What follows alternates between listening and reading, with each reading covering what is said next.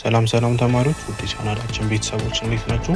ሰሞኑን የሬሚዲያል ዩኒቨርሲቲን ጥሪ በተመለከተ አዳዲስ መረጃዎች እንዳሉ ነግራችሁ ነበር። እናም ከትላንት ጀምሮ የአንዳንድ ዩኒቨርሲቲዎች ጥሪ እያደረጉ ይገኛሉ። ይህም ትላንትና ሰላሌ ዩኒቨርሲቲ ጥሪ እንዳደረገ አሳውቂያችሁ ነበር ማለት ነው። ዛሬም ደግሞ አንድ ዩኒቨርሲቲ ጥሪውን አቅርቧል። ይህ እንግዲህ እንደዚህ አይነት ፈጣን መረጃዎች የምታገኙበትን ቻናል ስለሆነ ሰብስክራይብ እንድታደርጉ ቪዲዮንም ላይክ እንድታደርጉ፣ ብዙዎቻችሁ ደግሞ የቴሌግራም ቻናላችንን ጆይን ስላላረጋችሁ እንዲህ አይነት አዲስ መረጃዎች የሚለቀቁበት ስለሆነ ጆይን እንድታደርጉ። እንግዲህ የጥሪ ማስታወቂያው የቦረና ዩኒቨርሲቲ ሲሆን በ2018 ቦረና ዩኒቨርሲቲ ለሬሚዲያል ፕሮግራም የተመደባችሁ ተማሪዎች የምዝገባ ቀናት ከህዳር 3 እና 4 ዓመተ ምህረት መሆኑን ዩኒቨርሲቲው አሳውቋል ማለት ነው። ለምዝገባ ስትሄዱ ይዛችሁ ልትሄዱ